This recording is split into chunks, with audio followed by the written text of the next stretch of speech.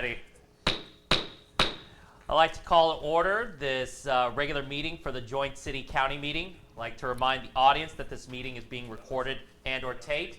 I'd like to clerk the note that commissioners are present and Commissioner Schmidt will be on the phone. So, Okay, listen, Tom Jones, County Commission. I'd like to call a special called meeting to order for the city-county meeting.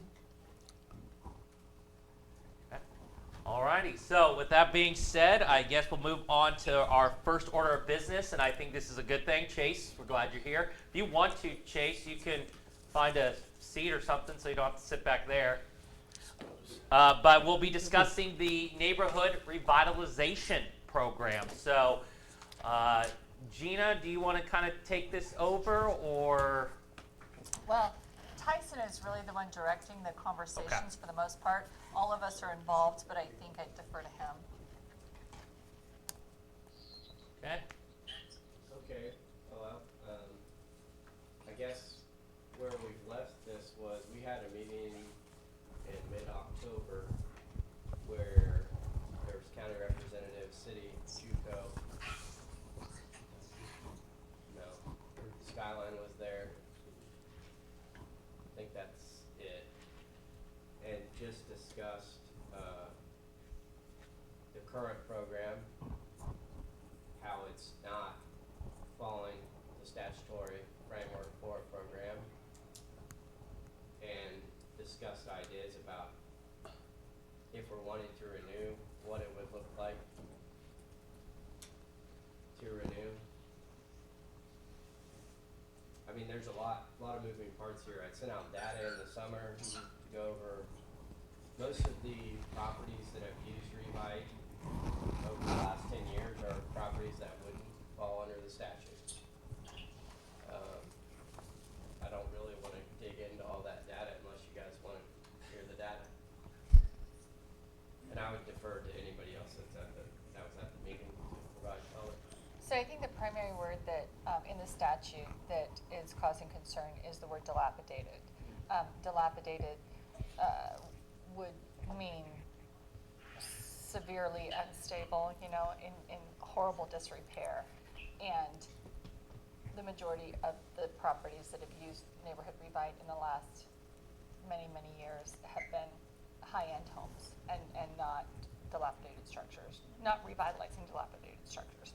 And so it's my understanding from that meeting that Tyson's perspective, and Cody is here as well, so he actually could provide, Cody was at that meeting also, but it's my understanding that Tyson would strongly recommend and really state just emphatically, and Cody is in agreement, that if we continue with this program, we follow the statutory language and we narrow the scope. So up until now, we've allowed the entire county to qualify for neighborhood revitalization monies, and that we would need to narrowly designate the map and supplement it with individual addresses that would also qualify.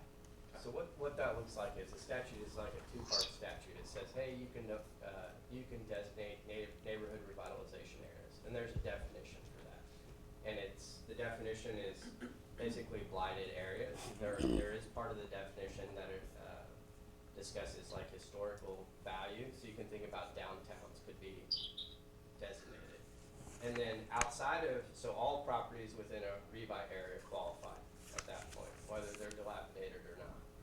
You go outside of your Revite areas, you can then designate dilapidated structures that would also qualify to participate in the program. That's not how the programs work. I don't want to use, so we've had the program in place, the people that used the program, it was there to be used, and it was used. The vast majority of the properties that have participated are neither dilapidated structures or would qualify as a Revite area under the statute. That's a problem. The Attorney General told us it was a problem. We have an Attorney General opinion that says it's a problem. It's a problem. So I think the question before leadership is So we can put together a program that's narrow, that complies with the statute. Then you have a question is, okay, well, what's the value of having that program? Because it doesn't seem to be being used within the community for that purpose. I can tell you from the county's perspective, the county receives a fee for administering the program right now on behalf of all of the taxing entities. There's a lot of work. There's going to be more work as well because there's a new database at the state level that we're supposed to submit data to. Apparently that's been a hassle. I'm not working on that part of it. It's a transparency database. I think what I'm saying without saying it directly is this program doesn't seem to have a lot of use in the community for its intended purpose. If what the leadership wants to incentivize is building new homes, there are other statutory mechanisms that would allow the leadership to do that. This isn't the program for it. So it does work with new construction as well, not just. It does. So say we identified, the example I've been using, if you go to the northwest region of the city of Pratt, I think that there's a pretty good argument that that would qualify as a rebite area under the statute. There's blight, there's some issues up there. And so if somebody wanted to new construct there and we had designated that area, then it would qualify, yeah. But that's not how it's being used. I can tell you, I mean, I've looked at the data pretty extensively. We're not seeing usage in that area. We're seeing usage at other places that would definitely not qualify as a rebite area. I mean, we're talking about the golf course, we're talking about out by the lake. Those aren't rebite areas, you know? And I'm not, again, I want to be clear, I'm not judging anybody for using a program that's in place. The program's in place, but when it was brought to my attention and I looked at the data, it's clear that what's going on clearly doesn't meet the statutory purpose. That's really all I have to say about it, unless we want to talk about alternatives to it. I think there's a lot of good ideas that could be floated for alternatives to the program. Tony, do you have any input? I would just, add that, I am in agreement with that position. I think, in terms of looking at it from, okay, well, what if we continue this and it's not the appropriate way to continue it? What would happen? We're looking at a process where if it's invalidated, there probably would have to be some type of clawback procedure that would go and basically take those funds back from the property owners, which obviously would be a huge headache. Just from an administrative process, it would be highly burdensome for the taxing entities to do. And there's other, potential penalties and things like that could be on top of it. So I think it is something we definitely want to make sure we're moving forward in a way that complies with the law because the consequences could be significant. And I'm in agreement with that statement as well. I think the consequences, even the ones that we can readily think about, just the litigation, the clawback, the things that could result that seem readily apparent, that's a lot. And I think there are things that we're not even probably thinking about too, that could come up as well. Well, maybe I read it read it wrong, but I think there was consensus at that October meeting from all the taxing entities that we want to comply with the law. I think that's how I left the meeting as well. And I think the question, so there hasn't been a ton of movement since that meeting. I think the question is, okay, we want to comply with the law. The usage data suggests that maybe, at least, I don't want to inject my opinion, but I sent out data to, I don't know who has the data. I know some folks at the city have it. The usage is very minimal on properties that would qualify, to the extent that I'm not even sure it's worth having a program to do it. Now, that's a leadership question. I'm just telling you what the data shows, though. If leadership of the taxing entities wants to do it, then they need to designate rebite areas on their map and provide a list of dilapidated structures within their taxing unit that's not included in an NRA. Yeah, So, I've been pushing this for, I've talked about this at joint city-county meetings for 2 years. Briefly bringing it up, saying, hey, we need to do something different here. This is why our program expires March 1. We're not gonna have a program in place by March 1. No. Even assuming leadership wants to do it. The interlocal agreement has to get it approved by the Attorney General. That process will take at least a month. It's submitting letters, then submitting stuff back to you. Getting the maps ready, getting all the entities. Even assuming we get the participation that we had at the October meeting, which wasn't all of the taxing entities. I mean, we have to get everybody on the same page, and I can tell you that's been difficult to do. I mean, I appreciate the attendance that we had, but not all the taxing entities were at that meeting. You know, I printed out the AG opinion from '96, and it's blatantly clear that you cannot designate the entire municipality. Yet, what I find confusing is all these other counties, including us right now, they've done that. So 2 wrongs or 20 wrongs don't make a right, but that's the confusing part to me, that it seems like others are doing it, yet we're taking this seriously under consideration. Is anybody else doing this? Well, I can tell you it's my job to take things seriously, and that's how I'm going to approach it. I don't think 2 wrongs make a right. I'm concerned about some of the potential. So 2 things. I think with this transparency database at the state level, some things are going to become more apparent to folks that don't know what's actually going on.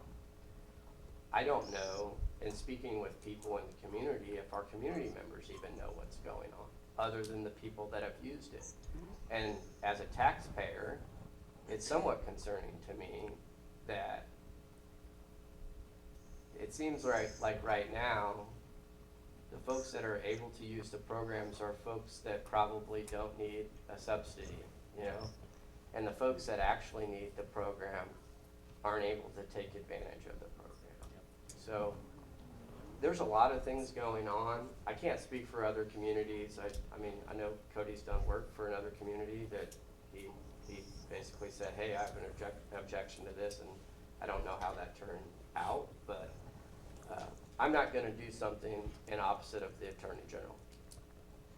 Well, I remember when the program started, I was at the chamber at that time, and we were very supportive of it, mainly because of the need of housing at that point. And it wasn't, I mean, I'm hearing you say this is mainly for dilapidated properties. That was not the original intent, I don't believe. It was for growth. Yeah. Improvement. And I believe that's probably how it played out. I mean, the statute hasn't changed since '94 when it was put in place. I think probably how it's played out in communities across the state is they see it as a way to encourage building, which is a good thing. Don't get me wrong. I don't want you to think I'm discouraging that. But the statute sets out definitions. One is NRAs, one is dilapidated structures. And any building that's not in an NRA or related to a dilapidated structure doesn't qualify statutorily. It's really that simple. So I'm sure whatever motivated the original program was probably building. You know, I take your word for that, and that makes sense to me because that's how it's been used, even beyond the 10 years that we're looking at. Going all the way back into the 90s, that seems how it's been used. There are other mechanisms to do that, though. I mean, there are other ways that leadership of city and county, at least some of the other taxing entities are probably limited on how they could participate, but city and county can do different things if that's what they want to encourage. So can I ask Jason, does the county have a recommendation? I would leave that to my leadership. I mean, it seems like the further we dig into this, the deeper it gets, and you know, y'all got to remember that we put this on our budget, and it's over 200 and some thousand, which is well over $1 million that we're giving tax breaks to that the rest of the people are paying for. yeah. It's not, you know, somebody builds a new house out the golf course, they're getting the breaks, and we're all paying for it. I think the public doesn't understand that, and I don't think they're gonna be too happy about that, especially now with high taxes. And so to me, if we just do away with this program, over the next 9 years, when we get everything off of there, you know, we can lower the mill levy. And that's probably more of an economic development tool there than somebody building a $500,000 home. I have to agree with you, Rick, 1,000%. I think, as I said, Jeanette, it was. I don't think it was intended for what it, was. It's what it's doing. It's what, yeah. And so, but I do agree with you, Rick. I think lowering the mill is economic development, and I have to agree with Ty. I'm not anti-building like you said, Tyson, but also I don't think taxpayers should be helping people that can't afford to build houses. Yes. It's basically, to me, the way it looks like, it's like we're helping the well off and telling the people who cannot start saying sorry, But as I said, I'm only one of 5 up here too, so I don't know what my fellow commissioners. And it's not And the you- way it looks. I mean, the data supports that. Yeah, and you gotta remember, a lot of these people, they're gonna build whether they get a little tax break or not. Right. Yeah. And yeah, the builders and all that, it does have some economic value, but, with inflation and the housing and it's just not a program I see sustainable. Right. Now, if we have a business come in that wants a tax break, I think we can do something there, but what that looks like, I don't know. You have blighted areas in town you want to fix up. I'm sure we could come to some kind of program. I'm sure somebody's using someone somewhere. But as far as this program, and this is my opinion, I don't know what these two have to say, but I think we just need to do away with it. That's my opinion also. It's not doing what the original. Yes, yes. Right. Not following that at all. The one downfall I could come up with in just completely doing away with it is that for properties that would qualify for it, there are other incentives from other taxing entities involved that normally we would not be able to incorporate those into some of these other programs, some of these alternative programs. So 2 of the big ones are the school districts and the college. They basically are part of the NRP. They wouldn't be a part of really any of these other alternative programs. But then the question comes back to, well, how much are we currently using the program for properties that qualify now? And what do we think that's going to look like in the future? Because if that's minimal, then obviously that concern isn't really one to be that concerned about if it's going to be very minimal. So I think where we're at right now is trying to determine if we keep the program, and if we do, what it looks like in terms of defining, what properties would fit into that. We talked about in the meeting that we had about coming up with some formula or some type of designation that we were comfortable with that would comply with the statutes. But again, I think it just comes down to looking at it in terms of how much is this program going to be used going forward to properties that would actually apply, and is it enough to justify keeping the program? And you got to remember, the legislators are going to look at this legislative season, and they may change the whole thing. Yeah, so one piece I guess we hadn't mentioned that was mentioned at the meeting is, so if you go back to the statute, it has its definitional pieces: neighborhood revitalization area, dilapidated structures.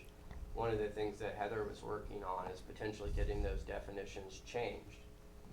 And so with a definitional change, we'd be able to continue to do what we're doing. It still presents a question for leadership, though, if that's what you want to incentivize, which is an entirely different thing. Whether there's going to be any movement in the legislative session, I think Heather thought she'd have a better understanding around the first of the year. I don't think I want to comment more on whether I think that's going to happen or not. But there's been talk among Heather with some state folks about potentially doing that.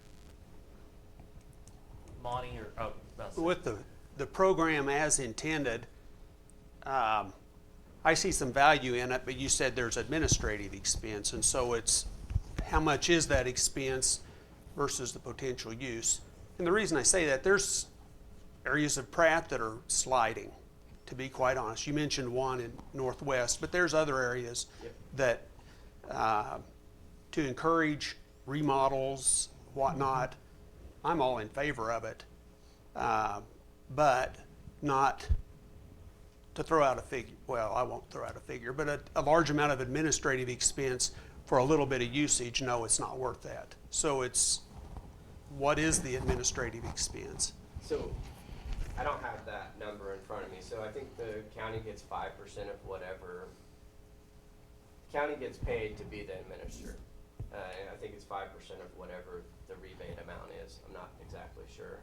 But I guess what I'm saying is, or what I was trying to say was, the amount of work that the county puts in, to get that 5%, it seems like if there's not very many people using the program, why have the program? You know, like we're just spinning our wheels providing data, and now we're gonna provide more data to the state on transparency.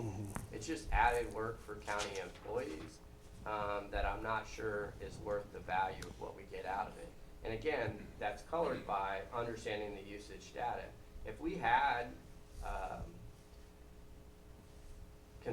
consistently had people actually fixing up dilapidated structures or building or fixing up properties that would fit the definition of neighborhood rewrite, I think it would be easier for the county to say, yeah, hey, that's worth it. This is worth it because we see people using the program the way it's supposed to be used.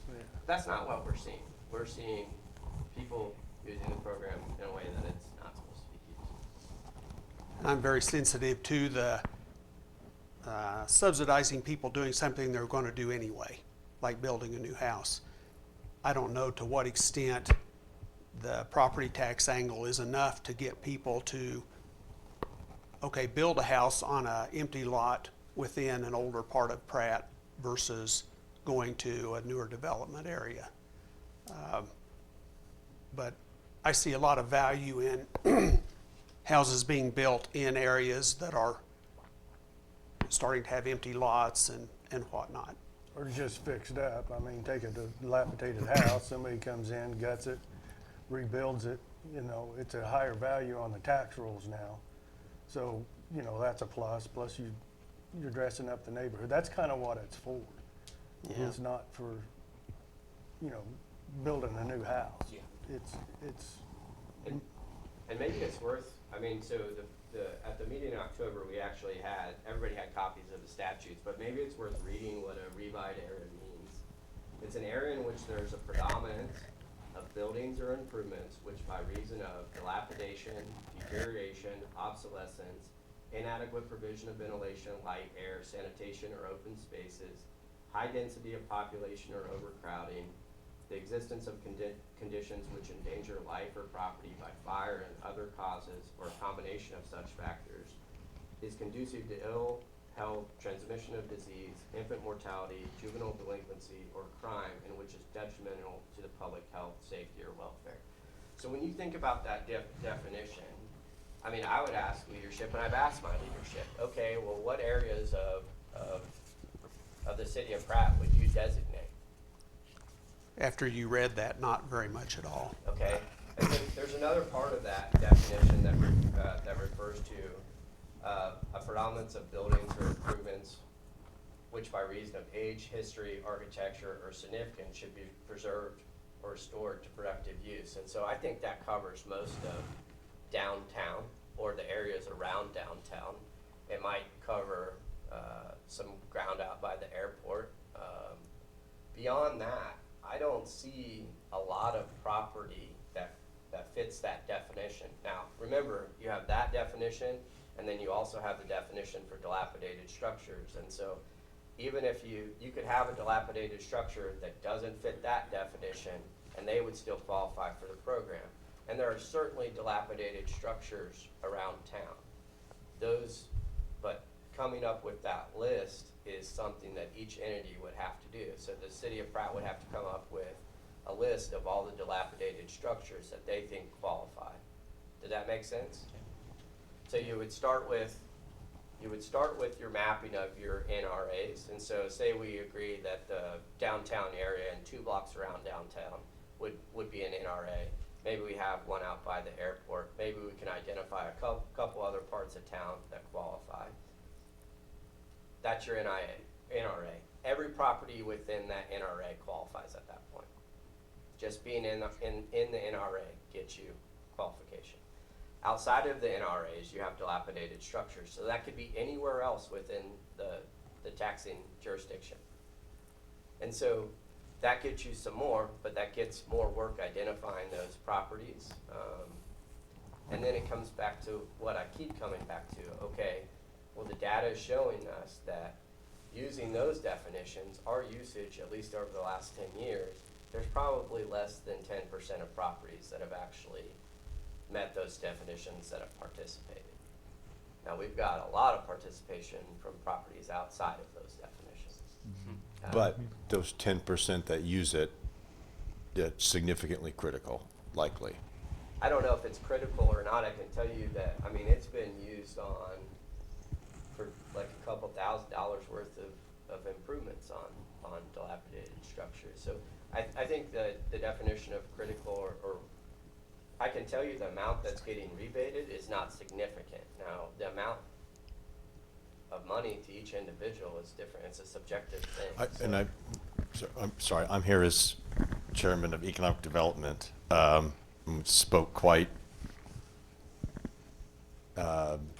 colorful at our October meeting. I guess I'm gonna agree to disagree on the subsidizing of the higher end properties, but as far as not having a program at all, I don't think that's a wise idea, because I think it gets, overall in the scheme of things, it might only be 10%, but I think that is critical in terms of a dollar amount to those individual taxpayers of that, to keep that structure from falling dilapidated.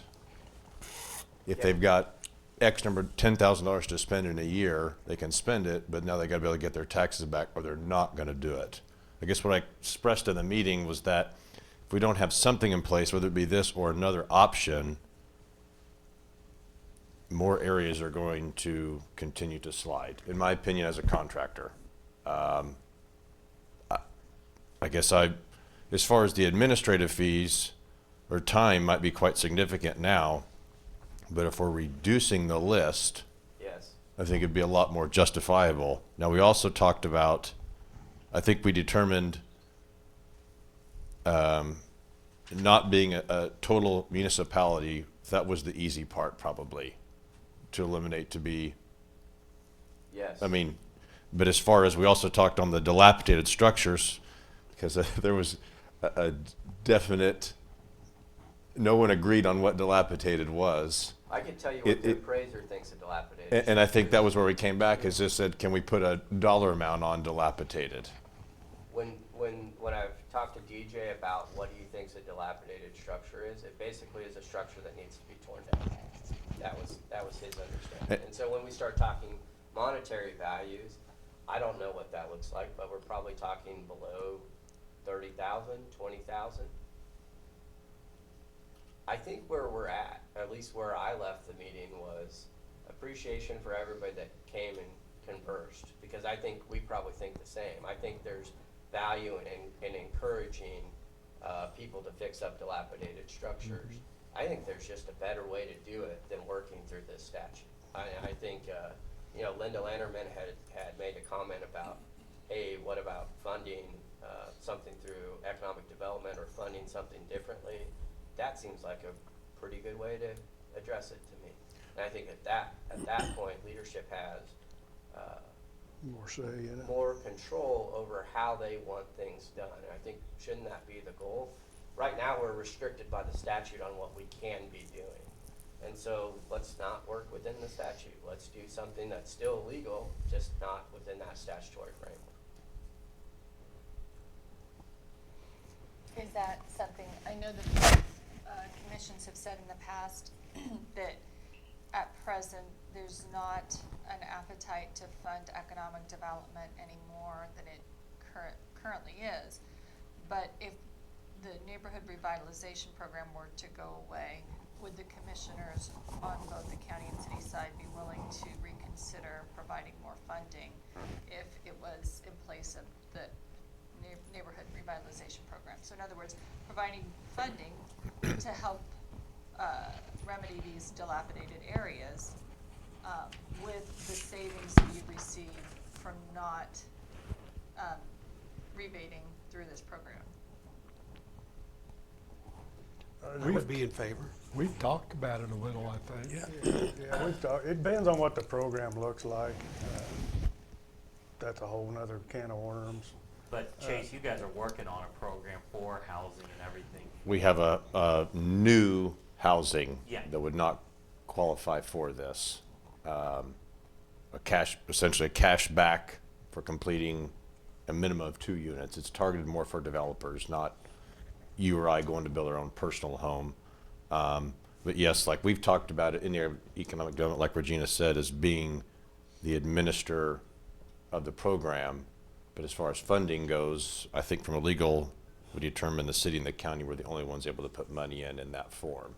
That's right. That's why I liked having at least a bare bones neighborhood revitalization where it could capture money from all the taxing entities, even if it was a small percentage, to lessen that burden on this additional program or supplemental program. And I just want to clarify, Chase, when I say I want to get rid of this program, I still think I'm on board with you on dilapidated properties. We got to give them some incentive to go in there. I agree with that, but I don't think this is the right avenue to take because it's pretty restrictive and it hasn't been run right, and Not denying that, yeah. that's where I'm at. Mhm. So if I'm reading this information correct, in '26, we're budgeting almost 2 mills out of the general fund to be rebated. That's correct. So we could theoretically rebudget that money to economic development. So yes, but it, Yes and no, because it's a 10-year It's a deal. 10-year And program. you're going to be paying for the next 9 years. Yeah. So, Or, I mean, we talked about briefly a lot of different options. I mean, if economic development was administered, this program probably wouldn't go 10. We'd probably shrink that and have certain caps indifferent with that. I mean, yeah, that's a whole nother can of worms, which we've said we're willing to do, because, I mean, I think that's critical to keep things from falling further behind in some areas. Well, and one thought I had too was if we had a bare bones program and then certain dilapidated structures came up where we had a developer or somebody that came in and said, hey, I want to take care of that property, I want to flip it, can I, what programs are available to me? It would be nice if it was as simple as amending the NRP, including that property. And most of it from what we would do is not that time intensive, but then it's my understanding, and Tyson, you can correct me if I'm wrong, we would have to still amend the interlocal agreement and then send that back to the AG for approval of the amended, which that is what I think ultimately what would draw the timeline out. Yeah, so if it's a property that's not designated as a dilapidated structure in the original NRP, in the original interlocal, then it would have to go back up to the Attorney General. It's just, again, it's hoops of that statute, the way that it works. I think everybody's on the same page as far as, I think all leadership wants to encourage revitalization of dilapidated structures. And I think most of leadership probably wants to encourage some type of new builds happening as well. I think, at least that's what I took out of the meeting in October. This just isn't the program to do that. And so I don't have an answer to what other programs look like, other than we've talked about certain things, doing different things. Cody had a nice email in one of the email chains that laid out all the statutory mechanisms to do certain things. There's grant mechanisms. There's obviously working through economic development, which already has a structure in place. I mean, you can imagine a situation where economic development gets more funding, economic development continues with their new housing program, and also has a dilapidated structure program. different ways to do things. This wouldn't be high on the list to do. That's all I'm saying. Now, Monty, the land bank aren't you guys have created your bylaws right now, and just now, have you guys sought out land or anything like that to start? Not really. Not really. It's more a case of when somebody has a rundown property or low value property that wants to get rid of it. We're a good avenue for that.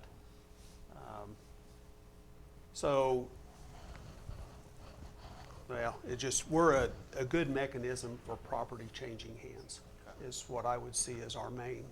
And then once you get it, you'll find a developer or something to, is that what your land bank thing At this does? point, we don't intend to develop it. We No, I just mean- want to get it out of the person's Yeah, hands who is letting it run down. but and get then it you into go the hands. find a developer or something to come in and develop it or whatever. Somebody willing to remodel Yeah. would be the So, ideal thing. You know, there again, having some kind of little rebate there would probably help you bring somebody in. So, I mean, there's a need, I just don't think this avenue is the right way.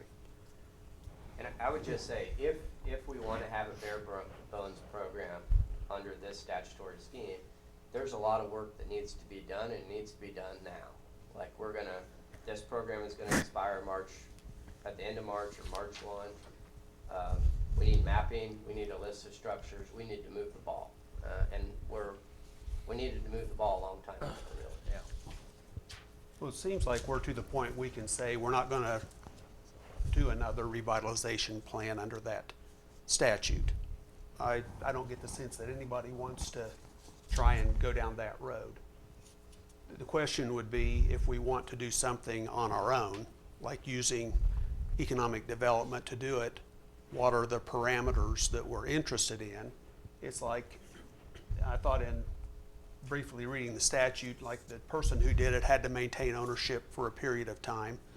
You know, does it still apply if the ownership changes? And is it even necessary that it's spread out over, a period of years? My interest is in getting it remodeled, Yeah. which is an upfront cost. Right. Get that done, and then whoever owns it, Looks better fine, like let a the grant- market work Yeah. that out. Probably looks better like a grant program then, doesn't Yeah. it? Because you get that grant money up front, You and get that money that- can go right into the property. Yeah. Mhm. I mean, it's not necessarily a tax rebate at that point, it's just, hey, you come fix this, we got money for you. More like what economic development does Yeah. now. Yes.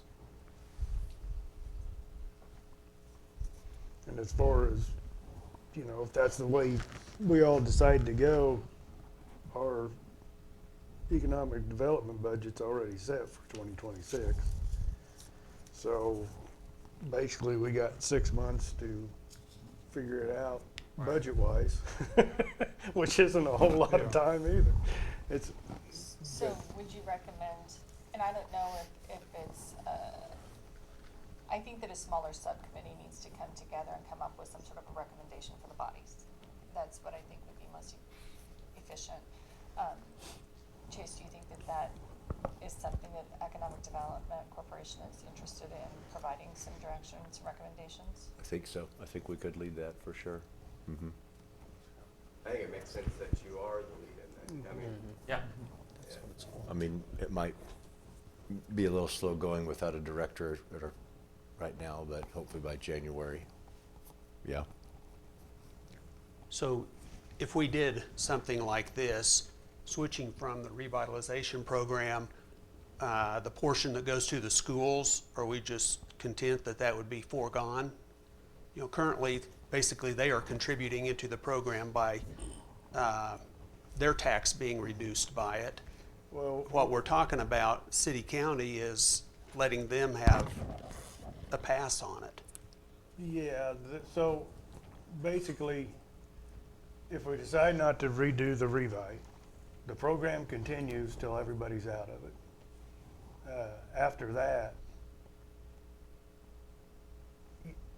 we're losing that piece, yes. But Yes. again, if you're running through the statute correctly, that's not a large piece. I mean, we're talking about thousands of dollars instead of hundreds of thousands of dollars at that point. And I'm not saying that there's not value in everybody in the community participating. There is value in that. But I think the city and county can handle it if they want to handle it, you know? I'm not saying everybody's tight with money. I get that. But JUCO's going to experience some changes or already experiencing changes. Obviously, the school, at least 382 has their bond stuff. I mean, money's tight everywhere.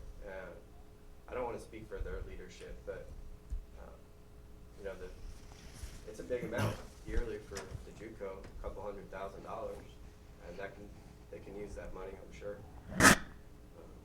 Yeah, I think it'd be a question for those leadership boards is now that you'll be receiving more money since you're not going to be paying into the NRP, what are you going to use that money for? Are you going to use it to reduce your overall tax, or do you have other plans for that money? I think that would be a good question for them to answer to the taxpayers.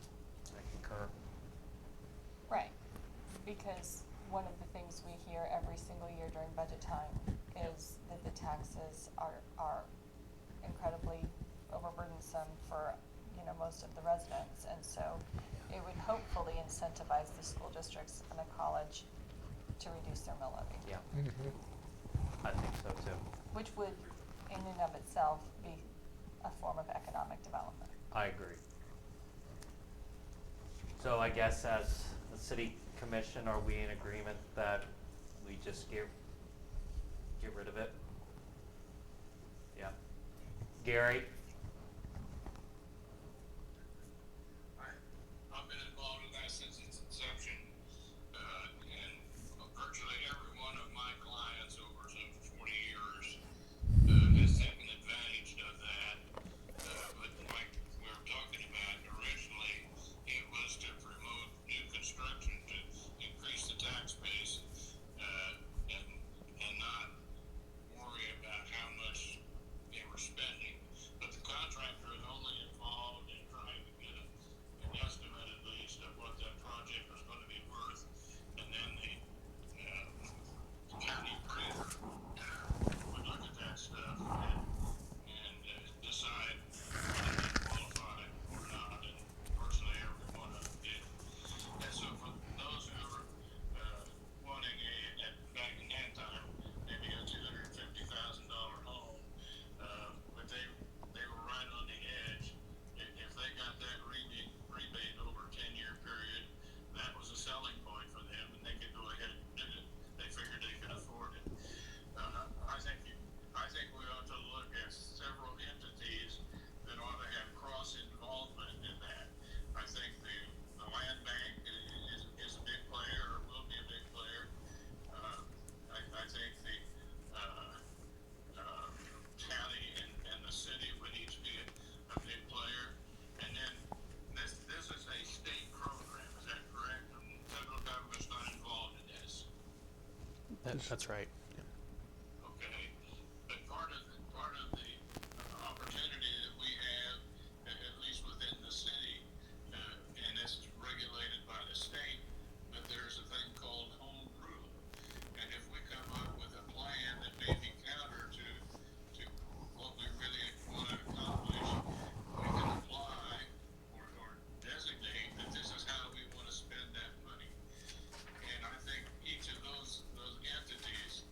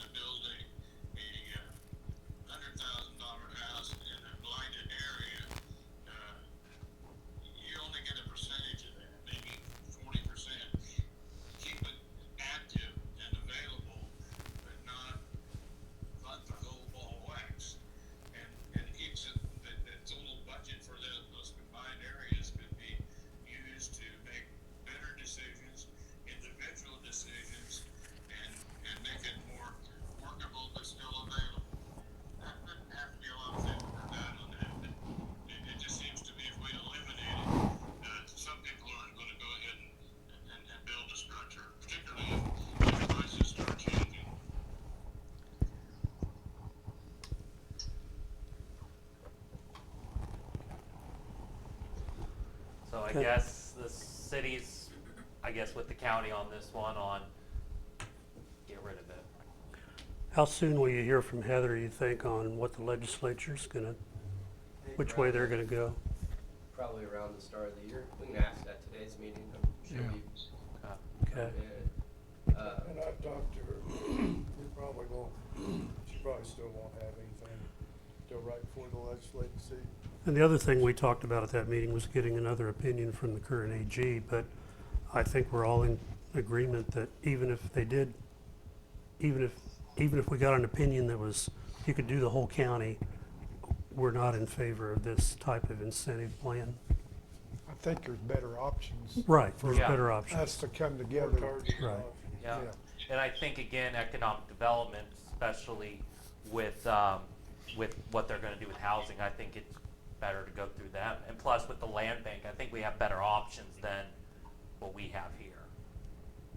So it sounds to me like the moving forward piece is kind of trying to get together and figure out a concrete plan as to what you want economic development to be doing, and then discuss funding of that. Again, with the understanding that we have a 10-year commitment to the current program. So, you know, the county's number for 2024 was $280,000. It's not like we're just gonna get that money back. We're gonna continue paying the people that are participating in the program. So, I mean, there's still a lot of moving parts in it. It's gonna require a subgroup. Right. Like, it's gonna require people putting in the time to get it done. When does I guess, if it lasts for 10 years, when does it end, I guess? So the last date to apply would be March 30th of this, 26. Okay. So run 10 from there. So That's- 2036. Yeah. It reduces. It will reduce over time. Yeah. Each year. So you can budget for that. Okay. Yeah, that would be something I would wonder if DJ could break out for us Better is handle on that data just and how see many what's per coming year. back on. Yeah, I mean, because if it was a lot of it was front loaded in that 10 years, we may see it fall off faster than we think. But it just depends on. Yeah, working. When with they the system. started. I know the system has a lot of capabilities. We can start Yeah. having that conversation. And Chase, I don't see any reason why the county or the college or the school districts can't be approached and asked to contribute, you know, since they're going to be receiving more back. That's a possibility also. I would agree. Yeah, I do think, and Cody and I have talked about this, whether they have the ability to legally participate is. I don't want to speak for them, but at the meeting, PCC and 438 were both there and acknowledged that it was a significant sum, but they saw the benefits of it and were still interested. But yeah, the legality of being able to do something was Whereas city needed and to be county checked can on. spend for a public purpose, I'm not sure that the schools have that ability, not a school attorney though, so. Right. I appreciate Okay. that point. All right, I think we figured out our neighborhood revitalization. I guess since Chase, you're here, I guess do you want to kind of give a recap to everyone on economic development and everything that's kind of happened in the last couple months? We've got, let's see, when the last time I spoke, our housing incentive program, it was approved at our November meeting. So it's fully functioning. Ashley leaving the chamber kind of stalled our kind of rolling out party. So on that note, our current agreement, economic development's agreement with the chamber runs through June of next year, 2026. So at this point, we'll continue to use their services as far as administrative and executive. We've met individually. And at this point, we really don't have a influence, I should say, on who they hire. I mean, I think it was kind of an understanding, applicants come in, at least an opinion, but we're leaving that to them, as that's their decision. So, but going forward, past that point, we've talked about a number of different options going forward to make economic development more sustainable financially. So, but at this point, like I said, we're paying the money. We're going to continue on that path through that point. But our pitch book, that's a work in process. I don't know if we talked about the pitch book, but it's essentially both a physical book and an online website, more or less, that has any sort of information you'd ever want or need to know about Pratt County in terms of utilities, highways, transportation, schools, unemployment, demographics, all that type of stuff. So that way everything's kind of in one spot. Someone calls the city requesting information. These are targeted towards businesses. City, they get the information. If they call the county, they get the information. Chamber, ED, whatever. So we're still in the information gathering stage. Like I said, obviously losing our director is going to slow that down a little bit, and then we'll send it to a marketing company and kind of clean it up, make it more presentable. So other than that, I don't think that's about it. Like I said, the next few months till the new person at the chamber's hired, I'll be doing more work. So we'll kind of get some of that. But this last year was a long year, got a lot cleaned up and a lot going forward. So. Any questions for Chase? All right. Gina, do we have anything else? Additional information or discussion items or anything? Not other than the issue with the LEC. Obviously, we're not going to be ready January 1, to move into a new facility. But we did receive bids back. Knight Construction had the lower bid. We're working with Chase right now to try to narrow down some numbers and some options, and that'll be on the next city commission meeting. So we have one tonight, and we have one in 2 weeks, and we'll present something at that time.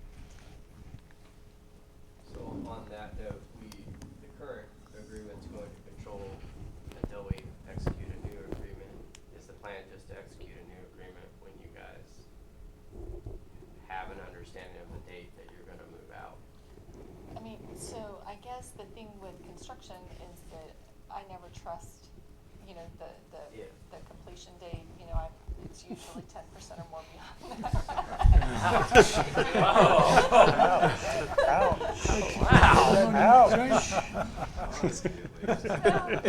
There's weather. I mean, we did build a pool a couple of years ago, and it was pushed out a little bit. So my thought was, and I asked Cody about this, could we do I'm open to either option, but I don't think it's impossible to do a new LEC agreement with it stated that it would be a pro rata basis after, beginning What the we first. talked about in the summer, which is, Right. I think we're open to that, but there are other parts of the agreement that changed as well, as far as, we picked up some utilities and things like that. It seems to me like it'd just be simpler if we just wait and execute, and in the new agreement, it accounts for a proration of what the county budgeted at that point. We're open to whatever, but if we're gonna execute now, then we need to go back and work on the other things that were changed beyond budgeting for salaries. One of the things that makes me nervous a little bit about waiting is because right now I think we have 2 cooperating commissions, and sometimes just one change on a commission can have a pretty profound impact. And so just while we have people that like each other and that agree, on a path forward, I think it's advantageous, to capture that moment. That's a thought. I totally understand that.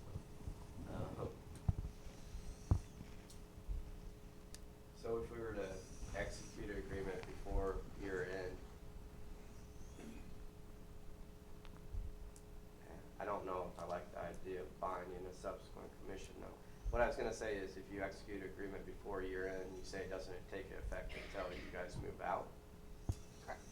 Yeah, and so, Cody, please feel free to opine. I'm just. Yeah, I know this information. It just came up about how we got the bids recently. And so we started talking about a way to move forward. I mean, we could either do that or, even maybe an addendum to the current one that addresses the concerns that just lasts until a new one is reached. I guess we just need to sit down again. I need to look at that again and see kind of which items, need to be looked at now, and make sure everything is, lined out for when we do make the change, we do make the move, and kind of what makes the most sense going forward there. So we were trading drafts in June. So there's a chain where I have an updated draft Okay. with the understanding that everything was going to take effect January 1. Mhm. We're not there, which is fine.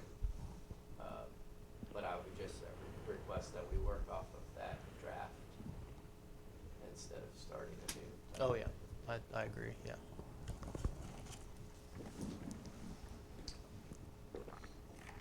All right. Any other discussions, anything county-wise? That's the only question I had was about LAC besides revitalization. That's what I had a question about too. You had asked a question about the hospital. Oh, I mean, I don't know. You know as much about the hospital as we do. Yep. We're supposed to get updated financials last Monday. That didn't happen. Said they'd get them to us. We still haven't seen them. They are working with their counsel and bond counsel, correct? I think it's primarily just their Just- counsel. is it Bond just their counsel is counsel? only involved to Yeah. the extent that to understand the structure of what was in place. I don't know what's going on there. I can tell you the three options that they listed for us. I don't know what that looks like, and I don't even know if it's feasible. So, number one, we ain't got that kind of money. Yeah. They want us to back them up on another loan. We already did that on the bonds, and they can't pay the bonds, so I'm a little skeptical there. And I'm speaking for myself, Yeah. not for these two. But there again, I don't want to lose the doctors and employees, and so it's a tough spot. It's actually put everything we've been thinking about doing on hold. We were looking at fixing our courthouse finally, and now that's on hold. A lot of our capital improvement things are all on hold because we don't know where this is going. It keeps us up at night. I hope they can find a way out of this. That's about all we know. So just a couple of things, so the record's clear. The sales tax is currently achieving and paying, servicing the bonds fine.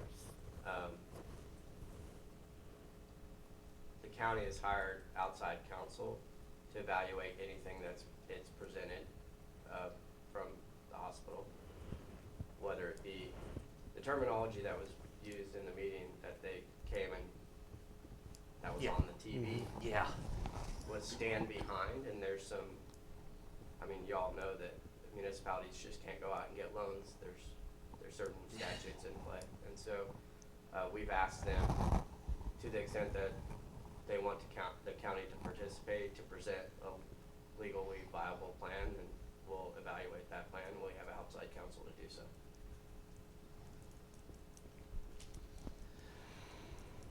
Okay. All right. Well. Gosh. Well. It's tough. It's tough. So I wish you guys the best of luck on that. So, are there any other discussions or anything? I'd just like to thank you guys for the lunch today, Yes. and Thank you very much. you set the bar high, so now we got to Yeah. come up with Yeah. Well, as I said, Rick, I feel like this year's been a good year between the city and the county. I think we. I think it has. I think do the too. last year and a half or so has just been tremendously helpful. Yeah. So I think our relationship is very strong right now, and I hope it continues going into 26. But I will say I feel like we've accomplished a lot. We're working together, and we're coming down in new directions and everything. We achieve a lot better things together than we do Uh, nitpicking and I, arguing. I concur, and you know, we can agree to disagree on things, but I think at the end of the day, we realize we serve the people, and that's Yep. who we need to worry about the most. We all work for the taxpayer. Exactly, exactly. All right, I guess with that being said, I'd like to make a motion that we adjourn for today. Second. It's been moved and seconded that we adjourn for today. All those in favor, please say aye. Aye. I'm like